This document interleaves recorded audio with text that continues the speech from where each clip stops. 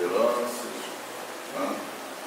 Desolações, muitas das vezes por perdas irreparáveis, enfim. Mas é fundamental que nós possamos renovar a nossa esperança a cada dia. Renovar a esperança e levar a esperança também nos corações. A leitura da página da noite de hoje chama-nos a atenção para a outra aqui no final da tarde de hoje, quando estávamos fazendo um estudo, mas em nossa casa, nós estamos vinculados, né? Falamos a respeito da importância de estarmos com Jesus, com Deus nosso Pai, nos momentos de dificuldade, quando a gente clama, né, pelo socorro, pelo amparo, mas também nos momentos risonhos, né? Quase sempre nós nos esquecemos de Deus, de Jesus, né, e até dos ensinamentos nos momentos risonhos. Pai, meu Deus, é sempre no momento de dificuldade. Então, a passagem da página da noite de hoje, Paulo de Tarso queria dizer ao justo que será sempre fiel e viverá de modo invariável na verdadeira fidelidade ao Pai que está nos céus. A fidelidade, aquele que é fiel a Deus, tem fé em Deus, aquele que se aproxima mais de Deus. Fidelidade no sentido de aproximação, de ligação. Isso é ser fiel a Deus. Pensar em Deus, falar de Deus, viver com Deus no coração, isso é a fé, é a fidelidade a Deus, fidelidade a Deus. Então, os dias são evidentes e tranquilos, teremos boa memória e não desdenhemos a moderação, não é? Porque muitas das vezes comete excessos, dado as facilidades. Então temos que ser pessoas moderadas, tranquilas, calmas, equilibradas, para que as coisas à nossa volta também se tornem equilibradas. É fundamental, quando nós estivermos alegres, vermos com moderação, passando exemplo de equilíbrio às pessoas à nossa volta. Chama-nos a atenção, são escuros e tristes, confiemos em Deus, sem cuja permissão a tempestade não nos abate. Não é? Tudo está na mão de Deus, mas Deus não nos desampara de modo. Muitas das vezes temos a necessidade de passar por certas situações para valorizar o bem que nós não fazemos. Né? É o remédio ao lado do mal. É fundamental que a gente possa confiar em Deus, né, todo momento da nossa vida. Quando são aqueles companheiros nossos, nos dias de hoje, a gente observa falando assim, não acredito em Deus, não quero saber disso, não vou perder tempo com isso, mas Deus está nos nossos corações, por mais que nós não queiramos. Na nossa mente, porque a lei de Deus, como dizem os Espíritos, está na nossa consciência. Toda vez que nós transgredirmos a lei, toda vez que nós nos equivocarmos, como diz Joana de Ângeles, nós não fazemos o mal, somos pessoas equivocadas, somos espíritos equivocados. Como nós cometemos um equívoco, não é? Consciência acusa logo que nós não estamos de acordo com a lei maior que a lei divina. E ainda chama a atenção aqui, veio o abandono do mundo, o Pai jamais nos abandona. Né? Então, nossas melhores vibrações, todos os companheiros presentes na noite de hoje. Vai para casa, a luz não vai te incomodar. Muita paz no coração. Né? E nós vamos estudar hoje o capítulo 1, item 8, né? Do Evangelho segundo o Espiritismo. O Evangelho segundo o Espiritismo é um livro grandioso, né, que nos faz meditar a respeito da mensagem de Jesus, né, de uma forma bastante cristalina, não tem ponto obscuro, como Kardec, o educador, colocou.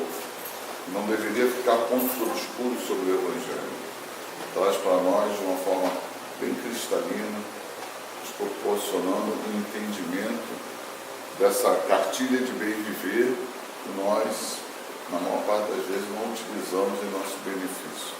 Achamos que é boa para os outros, menos para nós. Né? Então, o Evangelho é bom para nós, sim. Não é bom só para os outros. Se nós tivermos por base a vivência dentro do Evangelho, nós teremos um mundo de paz e de harmonia. mundo de paz e harmonia interior, um mundo de paz e harmonia, quando visto exterior social, né? Então, o fato de nós não vivermos essa harmonia interior, estamos projetando desarmonia para o meio que vivemos.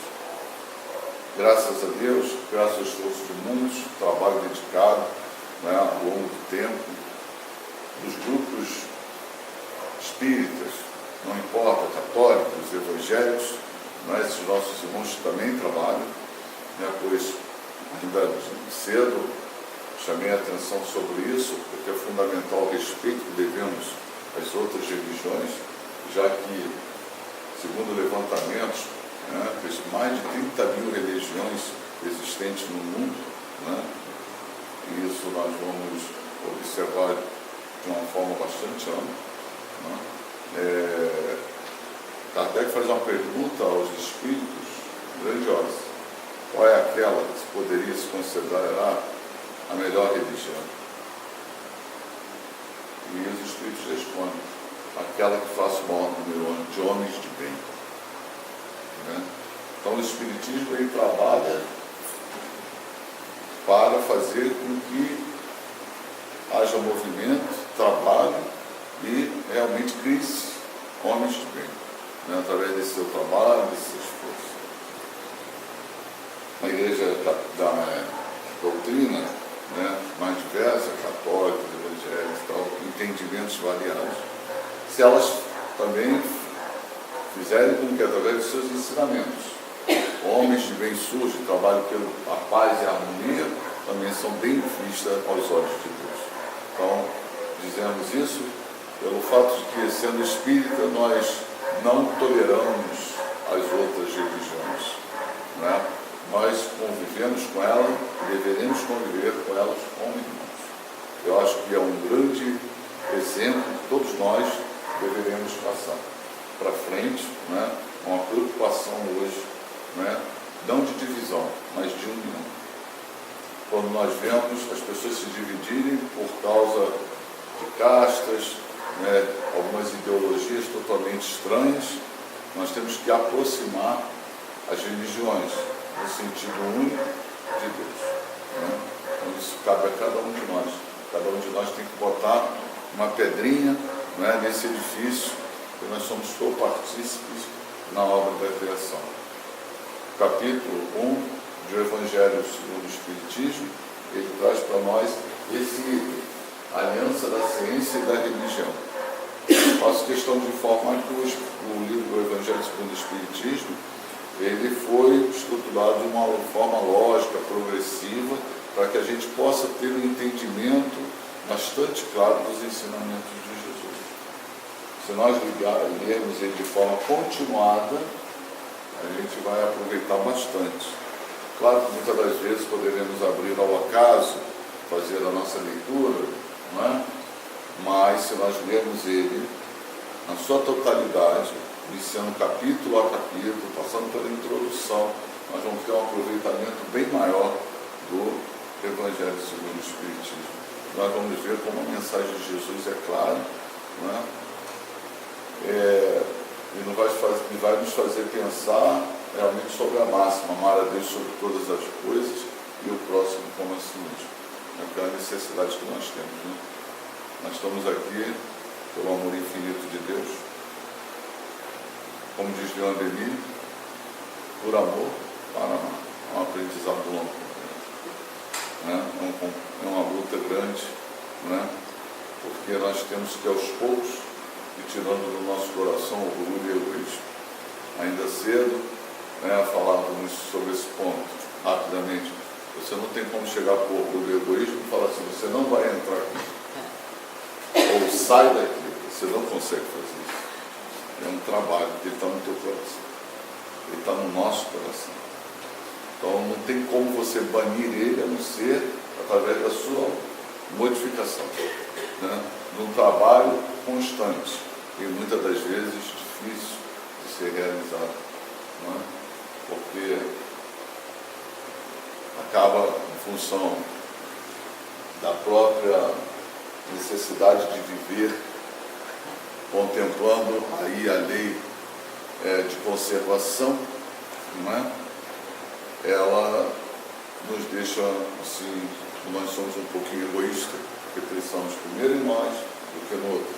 Também somos um pouquinho orgulhosos, porque pensamos mais no outro, em nós do que no outro. A mensagem de Jesus é o seguinte: olha, se vocês se amarem todos, esse mundo vai ser uma beleza. Aí, quando acabávamos o estudo hoje lá, conversávamos com o nosso amigo Antônio Augusto, né? Estava à mesa, e teve um momento em que o grupamento de espíritos, né, puros, se reúne, como cita Emmanuel, no Dar Caminho da Luz, né, e é dado a Jesus, né, a condição, né, dele dirigir e orientar o planeta Terra. Mas lá nos ditos de Isaías, nós também vamos encontrar uma referência a esse momento, né, no Antigo Testamento, e todos aqueles espíritos são apresentados a Jesus, né? Então vai tomar conta dessa turma toda aí, que beleza, né? Que beleza. Então a gente tem que ajudar Jesus, né? Levando a consolação, emprestando o ouvido, né? Olhando os nossos companheiros com bons olhos, procurando harmonizar o local em que nós estamos. Então a nossa primeira mensagem para hoje, né? Porque a gente tem que consolar os corações, né? Isso é fundamental. A gente vai falar um pouquinho de ciência, mas toca o coração, a gente sente em paz, a gente sente Jesus mais perto, a gente sente os espíritos mais perto, sai mais tranquilo. Então o Evangelho nas nossas vidas sempre, de manhã, de tarde, de noite, né? Aí a gente vai fazer uma pergunta assim: nos últimos dias nós lemos o Evangelho alguma vez? Às vezes a gente esquece, pode acontecer. Às vezes a gente não tem tempo, não é? Mas sempre será bom. Tá bom? Então vamos lá. Aliança da Ciência e da Religião, Evangelho segundo o Espiritismo, capítulo 1 e 31. Por favor. Então, nós temos ali, ó. Se o senhor está ali, talvez vocês não estejam conseguindo ler daí, trouxe aquela frase para nós.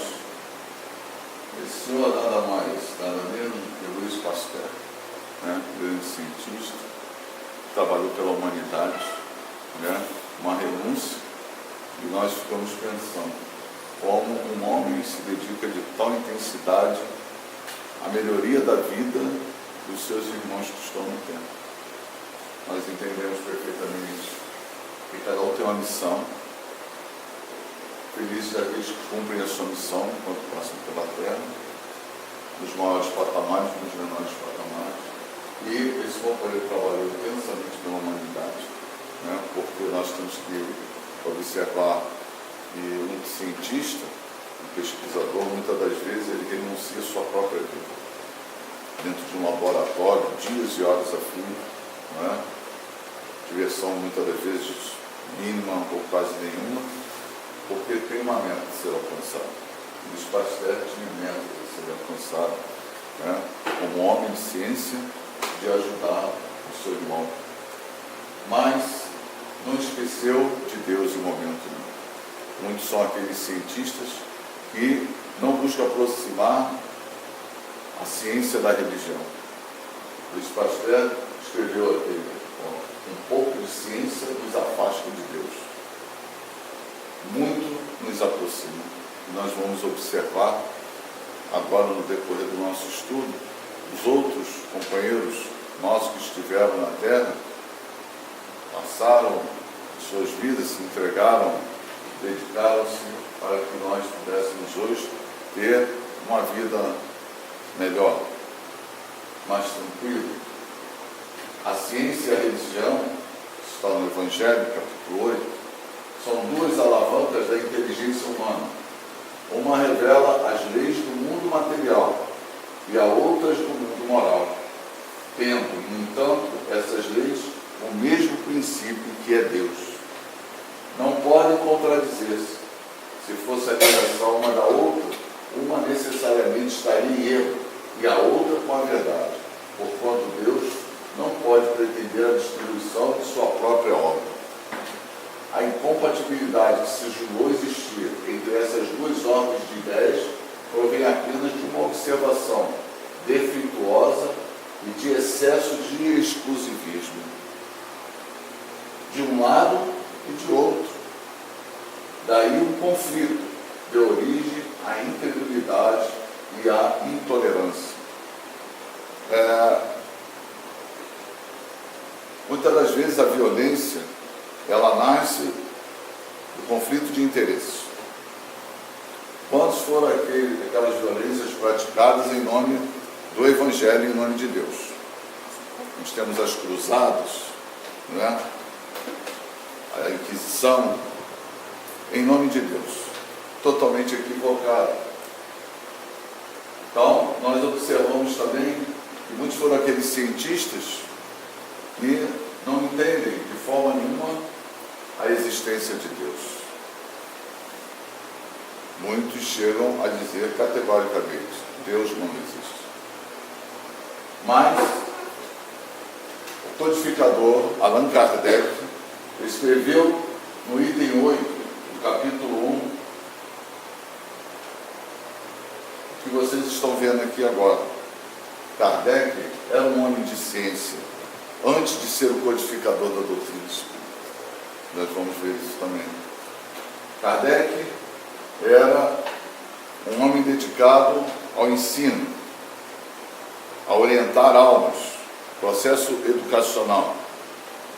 Mas sempre entendeu Allan Kardec, pelas orientações de Pestalozzi, que não se poderia orientar o homem só através dos livros, mas através de uma educação que tivesse por base mudar os caracteres para melhor. Hippolyte Léon Denis Rivail, aquele que conhecemos como Allan Kardec, né? Num determinado momento se deparou com pessoas que estavam gastando, se podemos dizer assim, o seu tempo com as mesas girantes. Fenômenos inteligentes, fenômenos de efeitos físicos que ocorriam, e ele é comunicado a respeito desses acontecimentos. O que fez ele? Vai pesquisar. Ali, nesse momento, entre o homem de ciência, aquele que vai observar de forma cautelosa, dedicada, e utilizar o método experimental para saber se aqueles acontecimentos eram falsos ou verdadeiros. A ciência também utiliza-se de recurso da experimentação, da observação, de ocorrências continuadas. Entretanto, alguns cientistas, eles não entendem a movimentação do mundo dos espíritos e gostariam que os espíritos estivessem à sua disposição a hora que eles quisessem. Entretanto, os espíritos movimentam-se de forma muito diferente do que nós esperamos. São eles que se põem em evidência, dado a necessidade, e não para espetáculos. Então, muitos cientistas que buscaram pesquisar de forma superficial o Espiritismo, julgaram como algo dado a loucos, a charlatães, a embusteiros. Entretanto, as experiências de Allan Kardec, o seu trato com o mundo dos espíritos, vai nos trazer um mundo ativo, presente, constante, que interfere no mundo material e que interfere em nossos pensamentos. O pesquisador, o codificador, o cientista, o filósofo Allan Kardec fez uma pergunta aos espíritos. Interfere os espíritos em nossos pensamentos e atos? E eles responderam: muito mais que imaginais, pois de ordinário são eles que vos dirigem. E aí desenvolve todas as suas demais perguntas, vai fazer pergunta a respeito de Deus. O que é Deus? Não quem é Deus. Então nós estamos observando aí o cientista Allan Kardec, o pesquisador e filósofo. Então, vai tentar, de uma forma, aproximar a ciência da religião, já que a religião naquele momento estava tremendamente distanciada. Por favor. Evangelho, isso. Ainda no item 1. São chegados os tempos em que os ensinamentos do Cristo têm de ser completados, em que o véu intencionalmente lançado sobre algumas partes desse ensino tem de ser levantado, em que a ciência, deixando de ser exclusivamente materialista, tem de levar em conta o elemento espiritual, em que a religião, deixando de ignorar as leis orgânicas e imutáveis da matéria, com duas forças que são, apoiando-se uma na outra e marchando combinadas, se prestará um mútuo concurso. Então, não mais desmentida pela ciência, a religião adquirirá inabalável poder, porque estará de acordo com a razão, já se não podendo mais opor à irresistível lógica dos fatos. Isso lá nos idos de 1857, 58, 60, né? E Allan Kardec vai chamar-nos a atenção para algo que ocorreria. Desenvolvimento da ciência confirmaria a existência de Deus, a pluralidade dos mundos habitados e o processo de reencarnação. Entretanto, naquele momento, quantos foram aqueles que foram lançados em fogueira? Porque recebiam a comunicação dos Espíritos. Os Espíritos falavam aos seus ouvidos como se fosse uma pessoa ao lado, ou no seu mundo mental, mas a ciência ignorava. Não tinha em conta o elemento espiritual. Hoje, já observamos pesquisadores, né, nas universidades brasileiras, em universidades dos Estados Unidos, do Canadá, se movimentando no estudo das coisas do mundo espiritual, né? Dando a devida importância à prece, como ela interfere no organismo, de tal ordem que aqueles que a praticam, e até mesmo no momento de dificuldade orgânica, conseguem restabelecimento. Hoje, comprovado, já não mais uma tese que está passando por aí. Selecionam 30, 40, 50 pessoas, dividem em grupos, uns praticam a oração, outros não praticam. Capacidade de reação daquele grupo que fez a oração, né, de forma constante, aqueles que receberam o passe, aqueles que receberam os fluidos magnéticos, né, a energia que podemos passar de um para o outro, que não era orientado naquele momento.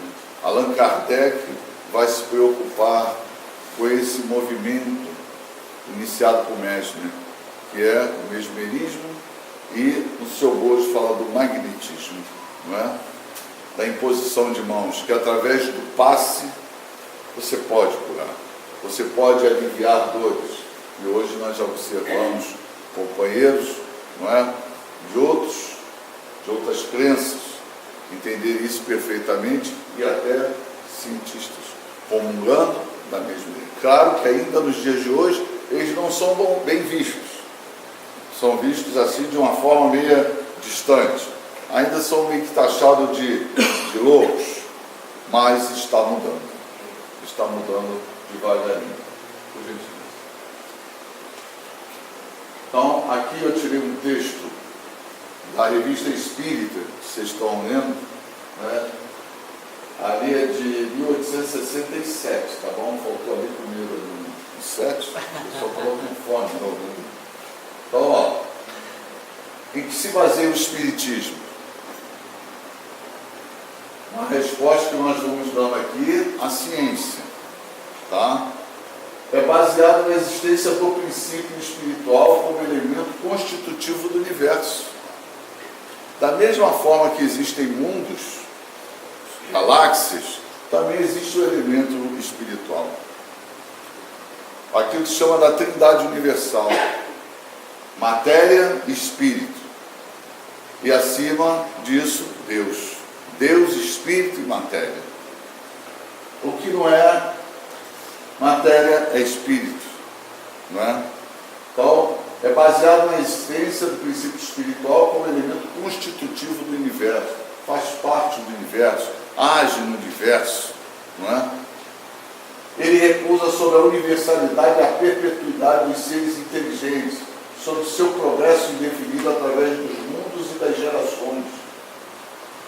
Interessante que hoje os pesquisadores querem ver se tem vida inteligente em outros planetas.